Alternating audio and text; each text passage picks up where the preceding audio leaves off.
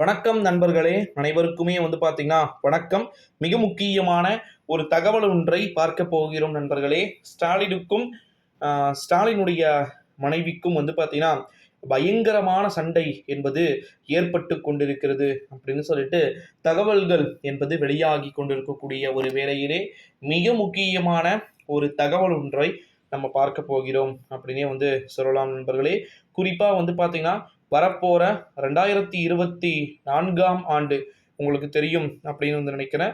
இந்த தேர்தலை திமுகவினரும் மற்றவர்களும் தொடர்ந்து உன்னிப்பாக கவனிக்கிறாங்க.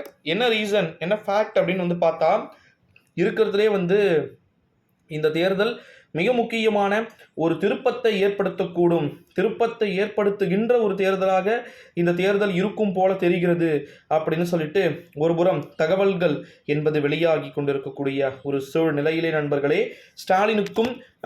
ஸ்டாலினுடைய மனைவிக்கும் பார்த்தீங்கன்னா கடுமையான பயங்கர சண்டைகள் என்பது நடந்து கொண்டிருக்கிறது அப்படின்னு சொல்லிட்டு தகவல்கள் என்பது வெளியாகிக்கிட்டு இருக்கிறத நம்மளால பார்க்க முடிகிறது நண்பர்களே. ஸோ உண்மையில் சொல்ல போனோம்னா 2024ஆம் ஆண்டு நாடாளுமன்றத்துடைய தேர்தல் முடிந்த பிறகு ஸ்டாலினுக்கு துணை முதலமைச்சர் பதவியை நீங்கள் கொடுக்கணும், துணை முதலமைச்சர் பதவியை நீங்கள் கொடுக்காம போனீங்கன்னா கண்டிப்பாக நான் சண்டை தான் போடுவேன் அப்படின்னு சொல்லிட்டு நம்முடைய துர்கா ஸ்டாலின் அவர்கள் கோவிலாக செல்வது திமுக ஆட்சிக்கு வர வேண்டும் என்பதற்காகவோ தமிழ்நாட்டின் முதலமைச்சராக ஸ்டாலின் வர வேண்டும் என்பதற்காகவோ கிடையவே கிடையாது. ஓகேங்களா? உதயநிதி முதலமைச்சராக வேண்டும். அடுத்ததாக வரப்போகின்ற அந்த புதிய ஆட்சி என்பது நிச்சயமாக பார்த்தீங்கன்னா ஸ்டாலினுக்கும் ஸ்டாலினுடைய மனைவிக்கும் பார்த்தீங்கன்னா மிகவும் பயங்கரமான சண்டை என்ற ஒரு சூழலை அது உருவாக்கும் அப்படின்னு சொல்லிட்டு நம்மளால எதிர்பார்க்க முடிகிறது நண்பர்களே.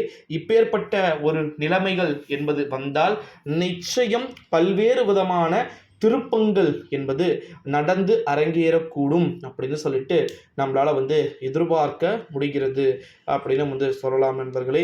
ஸோ இப்போ குறிப்பாக நம்முடைய தமிழ்நாட்டை பொறுத்த வரைக்கும் ஸ்டாலினுக்கும் ஸ்டாலினுடைய மனைவிக்கும் பார்த்தீங்கன்னா எப்பேற்பட்ட பயங்கரமான திருப்பம் அப்படின்றது நடக்க போகிறது, என்ன மாதிரியான திருப்பம் என்பது வரப்போகிறது என்பது எல்லாமே நம்ம வெயிட் பண்ணி தான் பார்க்கணும். 100% நிறைய மாற்றங்கள் என்பது இருக்கிறது என்பதை நம்மால் பார்த்தீங்கன்னா அறிய முடிகிறது நண்பர்களே.